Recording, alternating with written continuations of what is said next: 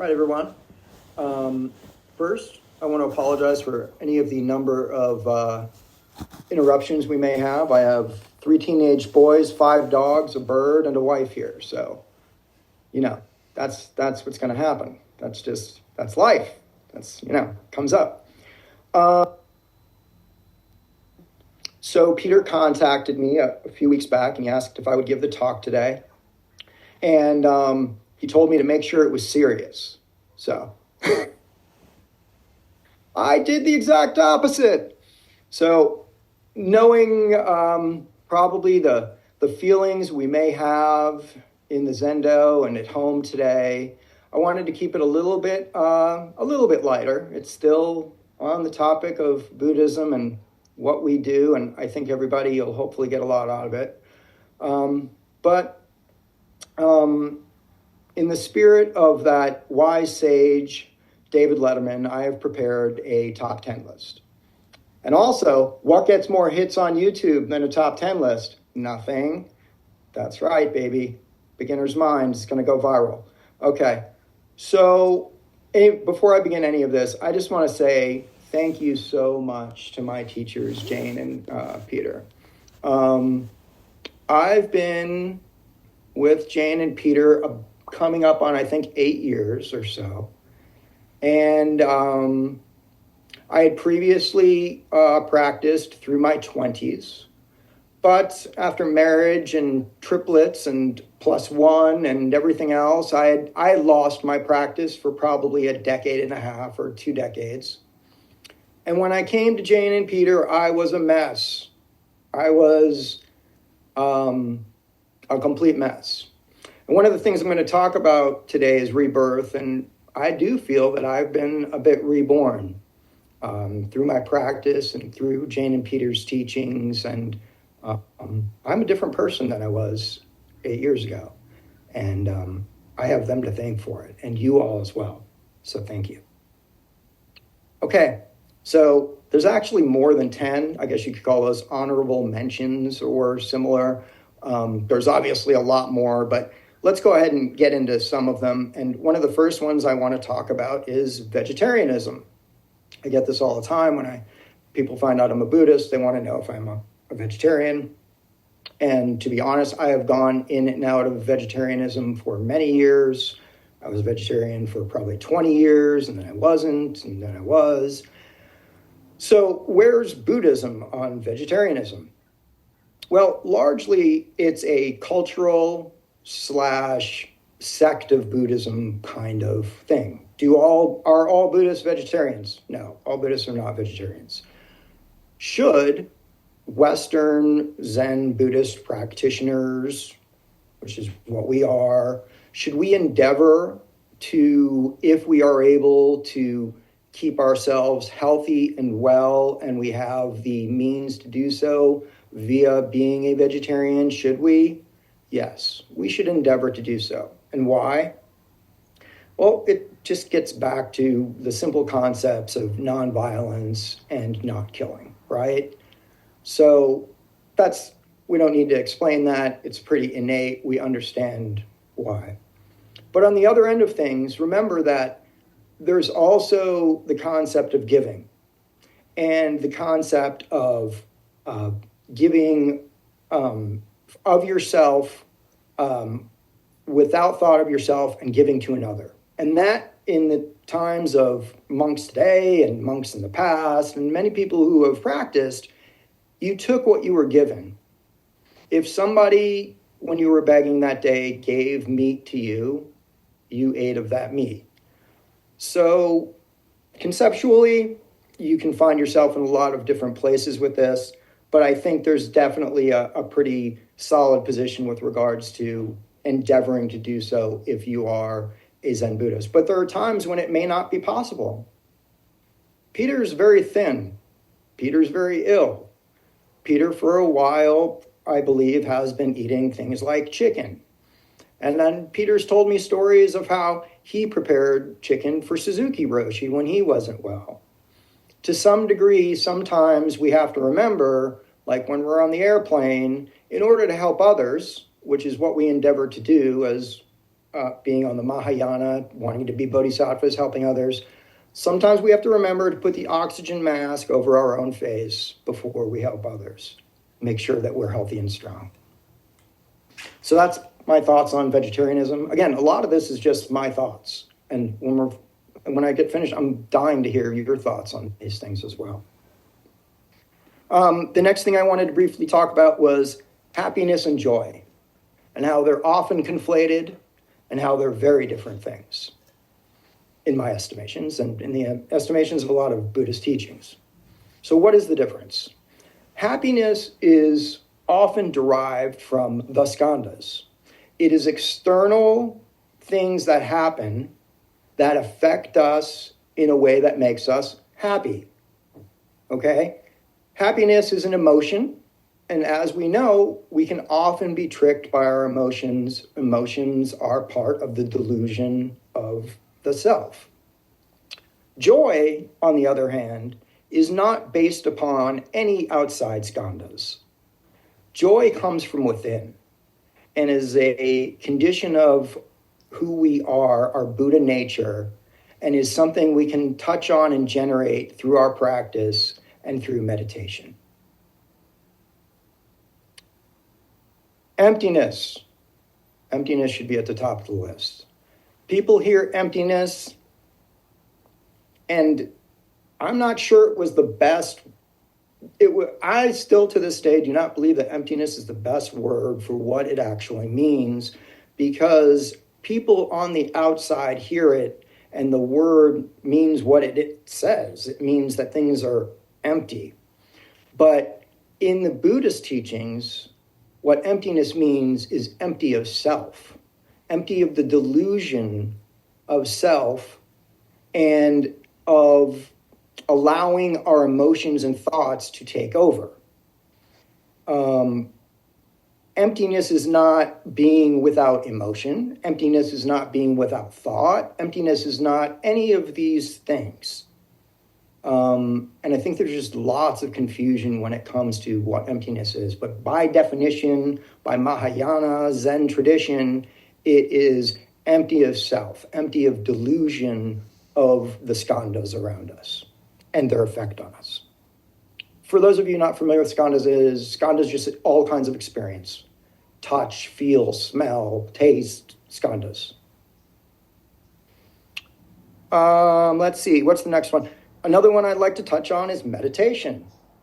Meditation is also something conceptually very confusing to people often. First thing, most Buddhists do not meditate. Throughout the world, the vast majority of Buddhists do not meditate. Monks in a lot of traditions meditate. Zen Buddhists, we meditate. But largely not something that most Buddhists do. And then the word meditation itself, that covers a plethora, probably thousands of different types of concentration, you could say, or what have you. But there are so many, we could touch on, shikantaza, we can touch on, body scanning. We all know them. There's lots and lots of them. But people who are new don't really understand how many there are, what the effects of each may be, and what traditions tie in with what. So very different. Like even our very close neighbors in Zen, often, will stick to, a riddle or some kind of a logic trick in order to try and trigger some things. But largely, meditation is at its heart an anchor which can be almost anything that helps you to anchor yourself to the current moment is the best thing I can say. And there's lots of ways of doing that, obviously, but in my estimations, it's an anchor to keep yourself in the moment, to kind of try and keep yourself from listening to the monkey mind. It's putting something in place of the monkey mind. The monkey mind, for those of you that don't know, is that chattering that you constantly hear in your mind. I've got lots of it. Let's talk next about enlightenment. Enlightenment's a really big one. So, my thoughts on it. First, is that person enlightened? Well, I would say that there are people who have experienced enlightenment. There are people who have, over long periods of time, have trickled periods of awe and enlightenment. There are folks who have what's called kensho, massive experience in a current moment, which opens things for you. Lots of different types of enlightenment. But generally speaking, it's kind of like Jane has explained in the past. It's something like when you're in an airplane for the first time, and you experience being in an airplane for the first time, and you look down and you see the landscape and everything very differently than you ever did before. And then you land and you're no longer in that airplane, but you still have the concepts and the understanding of what you experienced when you were on that airplane. So you're not always on the airplane, which is going to lead to some other things I'm going to talk about. You're not always on the airplane, but you understand the experience of being on the airplane.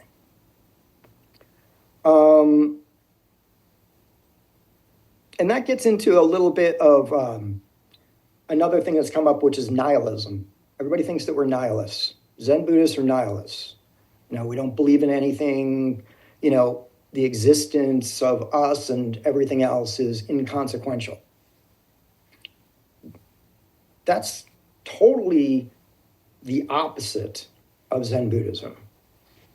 Enlightenment and the practice that we endeavor into is done in a manner, and the goal is to experience everything that there is exactly as it is, and to fully understand the meaning of everything as an experience, and not just to push it all away as inconsequential or whatever nihilism you want to read into that. We are not that. If there's nothing you get from this, anybody that happens upon this video, and if there's one thing you get from it, is that we are not people who believe in the meaninglessness of life. Gods and Buddha. So, Buddhism has a lot of different sects. If you think that Christianity has a lot of different sects of it, there are tons more within Buddhism. Everyone has a different kind of makeup of what Buddhism kind of is. Some sects of Buddhism believe strongly in a group of gods, in an afterlife, in all kinds of different things. I would say in Western Zen Buddhism, believe that Shakyamuni Buddha was a historical person who reached enlightenment and was able to pass his teachings of his path and how it was achieved and how we could achieve it down to us.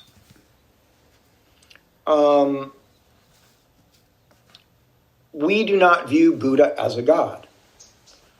We do not view the series of gods that are out there in the Buddhist world as being gods per se, but rather we kind of look at them in a bit of like they're each of them represents something of the human condition.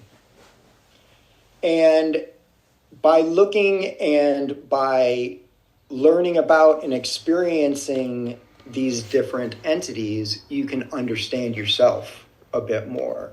And for me, that's a little bit of how Zen Buddhism and this God concept come together. Understand that Buddhism is kind of an offshoot of Hinduism, and Hinduism has thousands of gods. And so it would be such that culturally and, historically speaking, we would also have this in the Buddhist world as well. Karma. Karma is a big one, right?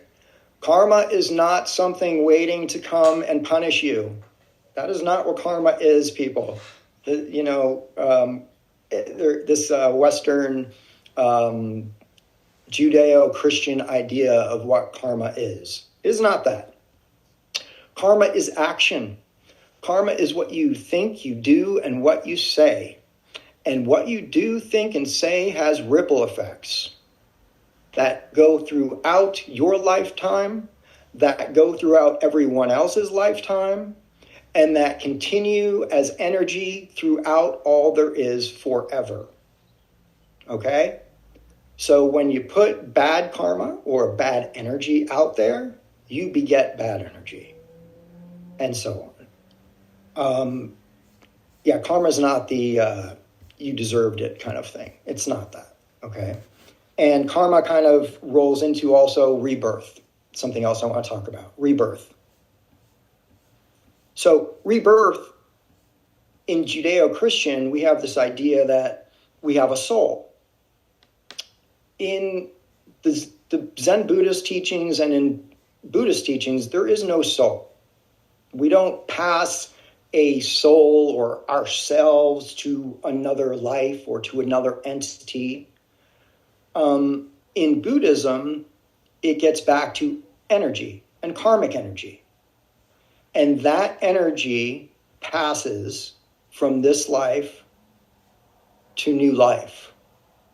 But you don't pass a soul from one life to another life. You're not going to be entering into a new lifetime with the same thoughts of your previous lifetime. It's an energy transfer.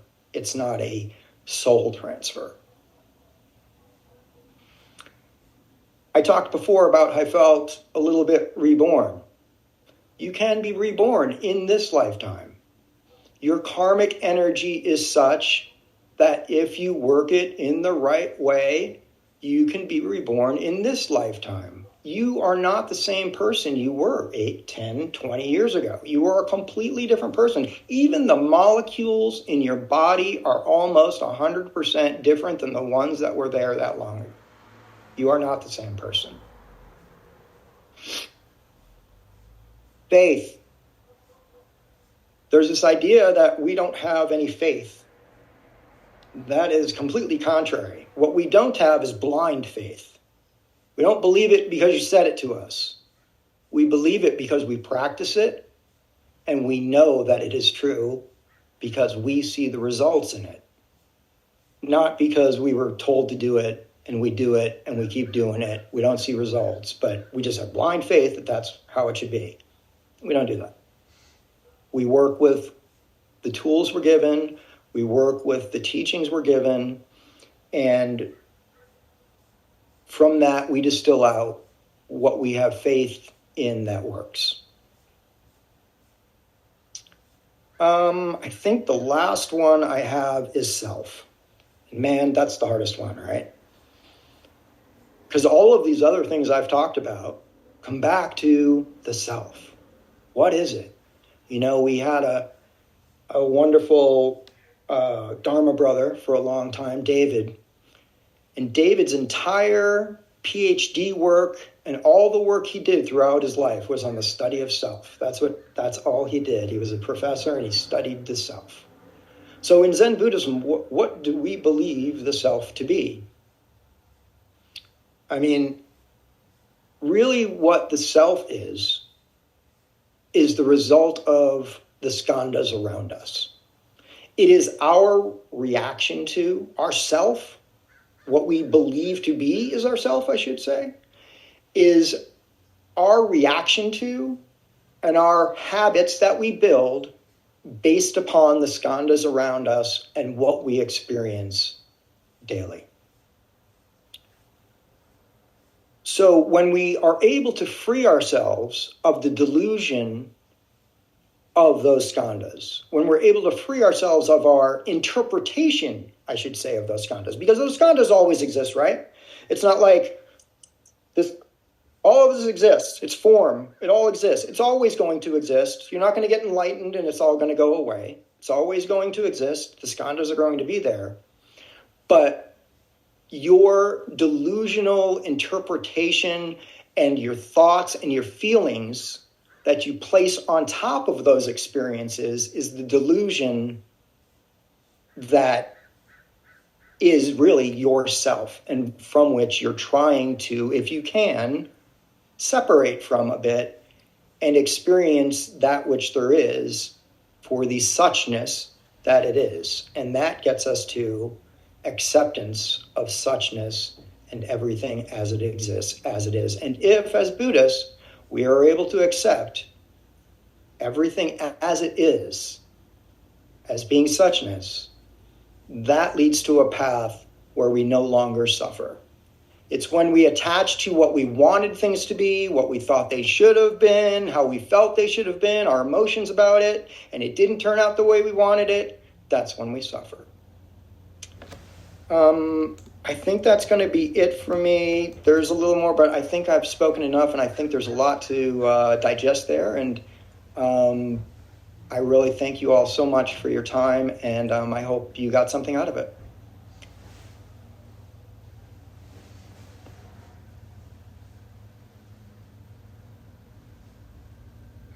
I saw some people taking notes, and Spencer's already got his hand up. I'm loving it. Go, Spencer.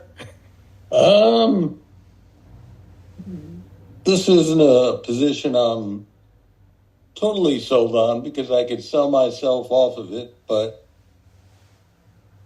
on your comments regarding Buddhism being nihilistic, I'm going to make an argument that for me, Buddhism is the death of hope. Prove me wrong.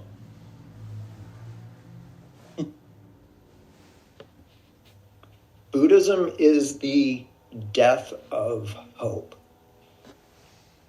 1 minute. James got an answer for that one. I don't believe that for 1 minute, Spencer.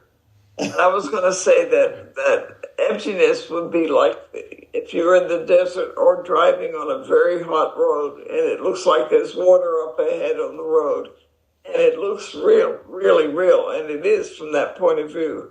But when you get to it, there's nothing there. It just disappears. I know, Jane, but I was asking John his interpretation of that. Sorry, Spencer. I just can't buy into that Buddhism is the giving up of hope.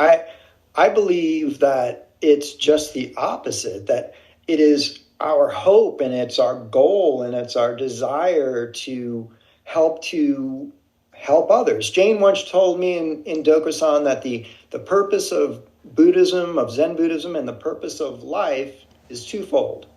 One, to help others, and two, to learn.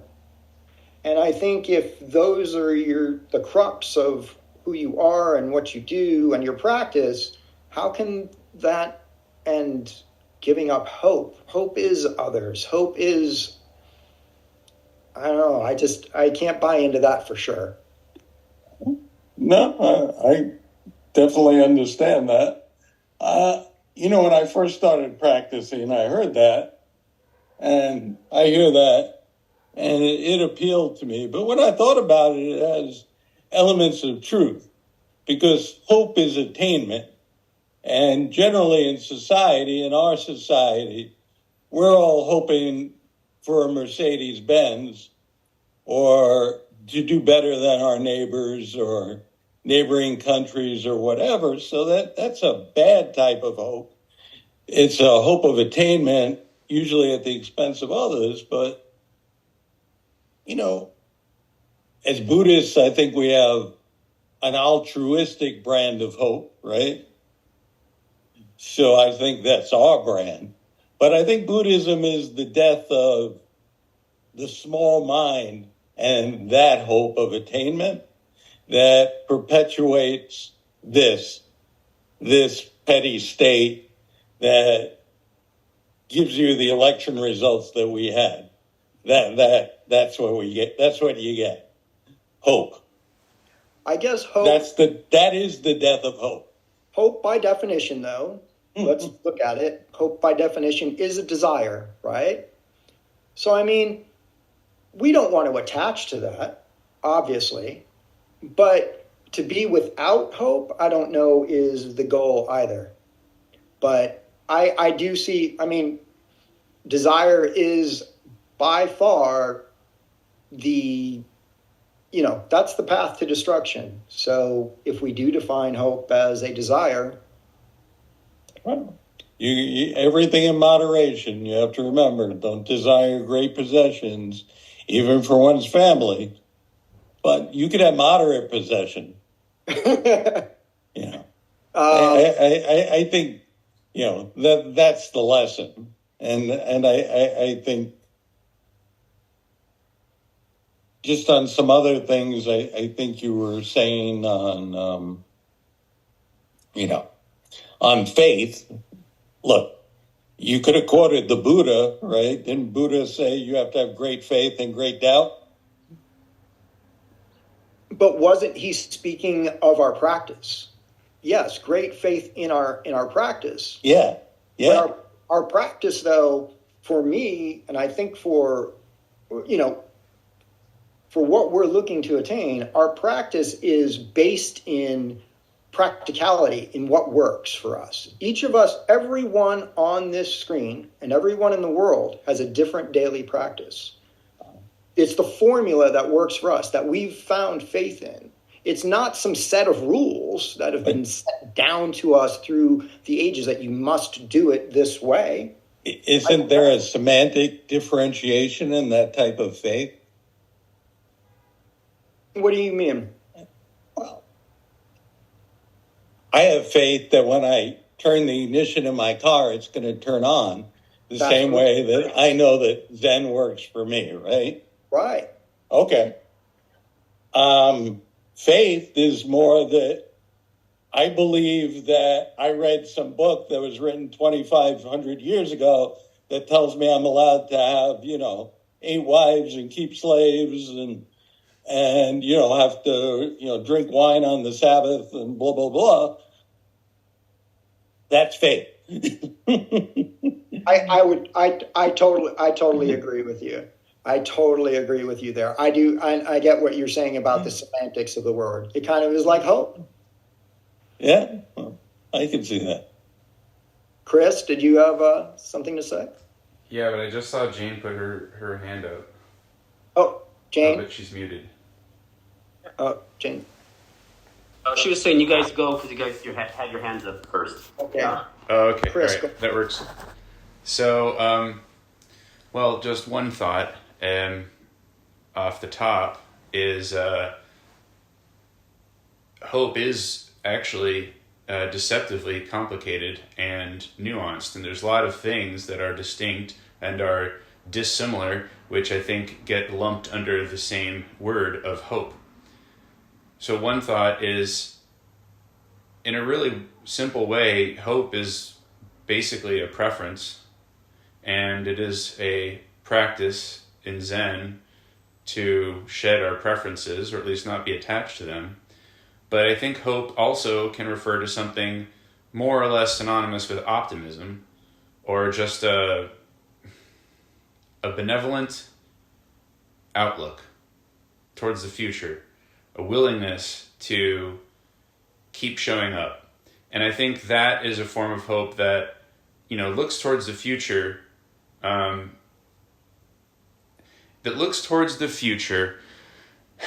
with the same kind of intention that we have when we take vows. So I think that there's a hopefulness in taking vows. And I think that there's a faith in taking vows. And the hope that is not a preference per se, not an attachment to a particular outcome in the future, but is nonetheless an inspiration or just a feeling of goodwill towards the future, that I think is fine. And I do think that those are separate things. On the topic of nihilism, I had two constructions. One is nothing matters, but that's not a bad thing. And then the other one is, well, there is no inherent meaning. We, these conscious human being sorts, are a meaning-making species, and therefore we can choose what meaning we imbue or see in the world around us, in our actions, and in the story we tell of the universe. And that is perfectly fine, to make the meaning or to find the meaning that we see there, and that is more than good enough. It does not have to be there independent of human thought. And in fact, really there is no meaning independent of human thought, or what might be the thought of the self, of the great self. And again, that's fine. You don't have to have meaning. And there's a great thing about how I can't remember. All right, screw that. I'm gonna beg off for now. Mike, you're up. In hope of avoiding getting tangled up in the question of hope, I would have added one more word to your discussion. I liked your talk, and it's a very good talk for people to understand some of the basics of Zen, is the word equanimity, in the sense that it appears that we're not unconcerned, but indifferent to situations, where it is that we're not being indifferent, we're not choosing sides, and that the equanimity can keep the emotions from getting out of control, per recent things that happened here in this country and other things like that, you're learning how to maintain that balance of, we're dealing with situations that are uncomfortable, but we can't let our emotions take off on them. We can't go, flying off and getting attached to, particular desires we had. And that's the only thing I would add. I think you had a good talk. And I just thought that, because that's the problem I've had. I've had discussions with people that say, well, you sound like you're indifferent to, you don't care. It's like, no, it's not that I don't care. It's just I'm not going to let my emotions discern how I react to something. And if that's the correct understanding of equanimity, then yes, I would have added that to your list. But otherwise, I liked your talk. Thank you very much. Thank you so much. Before I go to Jane, I just want to say that reminds me of a story Jane once told me about when she was at Tassajara. And Jane had told me how, she had problems with, not problems with, but she had a temper. And that sometimes her temper would, flow out. And there had been an extended period of time when she had been without any outbursts or her temper coming forth in an uncontrolled manner. And at one point she had an outburst of like that. And she spoke to Suzuki Roshi about it. And Suzuki Roshi, when she said, and she's like, and I don't know what to do about this anger that just keeps coming forth. And he said, welcome it home. Welcome it home. And so sometimes it's not about, equanimity necessarily isn't about pushing those away, but rather welcoming them in and understanding from whence they come. Jane, did I convey that at all correctly, or did I go so sideways? So. Yes, you did, John. What he said was just say, welcome back. Whenever I got mad, and afterwards when I calm down, look at myself and say, well, welcome back. Welcome home. Yeah. What I wanted to say was that I grew up in a Catholic church practice, and faith, hope, and charity were very strong practices in it. And they weren't just words, they were, faith was a faith that you would understand deeply the religion you were in. Hope was that you hoped to be a good practicing person in it. Charity was that you tried to help as many people as possible in the process. So this, I was told that from the time I was about 4 or 5 years old. That faith, hope, and charity were the three greatest things in the church. And since I became a Buddhist later on in my 30s, I still feel very much that faith is a living practice. It's not a word, it's a living thing. For example, when I first heard about Buddhism and that Shakyamuni Buddha had been enlightened through his own practice, in my mind I thought, well, if one human being can do it, that means every human being can do it as well. And that's what I had faith in. And if even one person could do it, that means we all can do it. We all can become enlightened in our own way.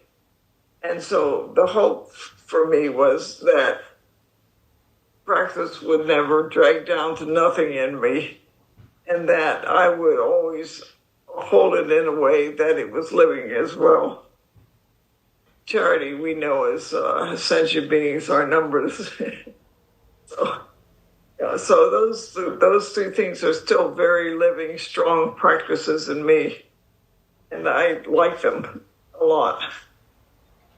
Thank you so much, Jane. Matt?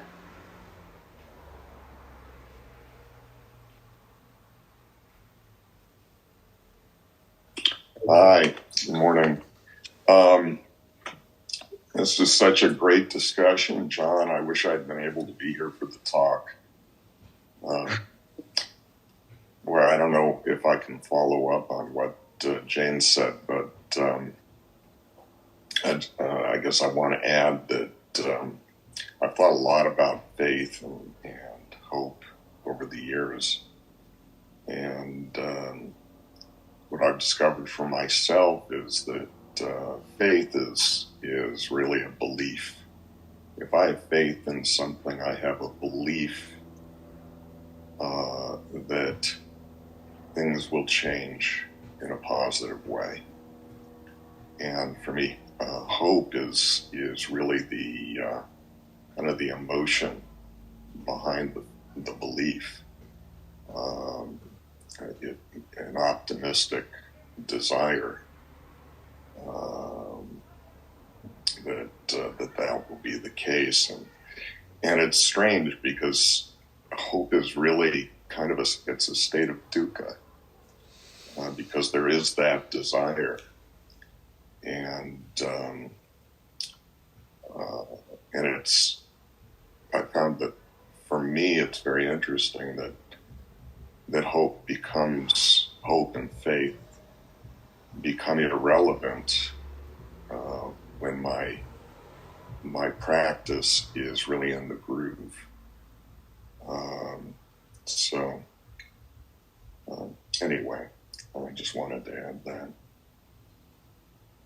Thank you again, John. Thank you, Matt. Thank you, everybody. Mr. Middlebrook?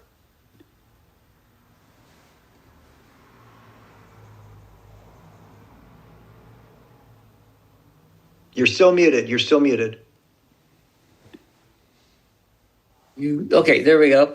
All right, so I just want to ask everybody that because we do have a board meeting at 1 o'clock, and we have just enough time to probably get the service over with before we hit noon. So do you all mind if we go on a little longer with the questions and responses, like maybe 5-10 more minutes?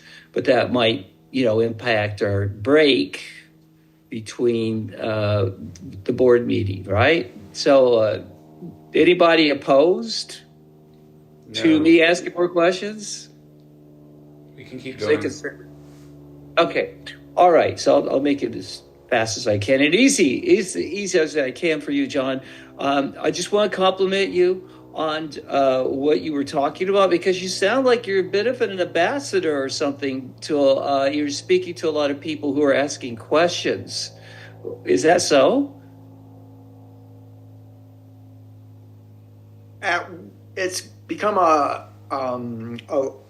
twofold. I have 4 inquisitive, I have a 22-year-old and 3 19-year-olds, so and they've been seeing me on my cushion for, many years. So there's a lot, and I also tend to intertwine my Zen Buddhist thought with my character building, you would say, with my children. So yeah, a lot of that happens. And also at work, I've been asked on a number of occasions to give some talks at work about, the trending things, whatever it might be that's happening. Mindfulness always comes up, that they want me to speak about mindfulness and stuff like that. But I think about these things quite often, though. I do a lot of reading, and I guess you could say it's just part of my practice to be inquisitive and thinking about these things.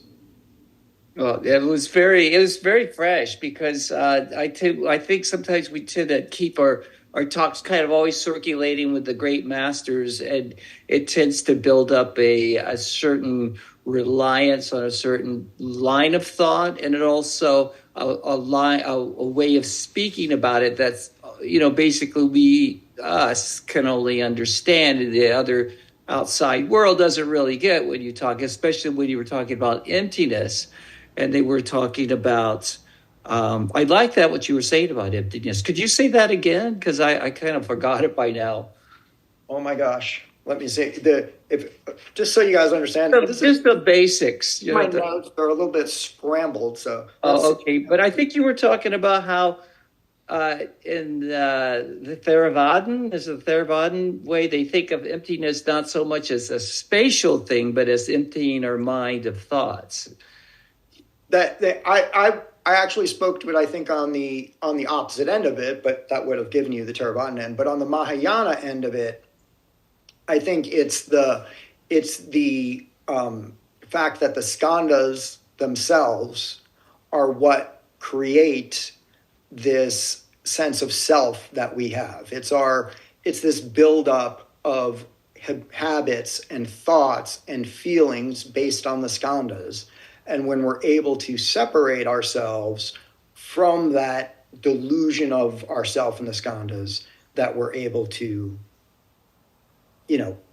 emptiness. But again, emptiness, not empty. Spencer's got his hand going. Yes, Spencer. No, just to your point, because the five aggregates, are impermanent. That was the whole point of the Buddha's speech. It is because the five aggregates are impermanent. For all of those reasons, the self doesn't exist. And that was the thesis of that. So that was, what's behind that in the Mahayana. One other thing, I like your format. I'm thinking maybe we should adopt those questions like the Actors Studio and pose those to everyone.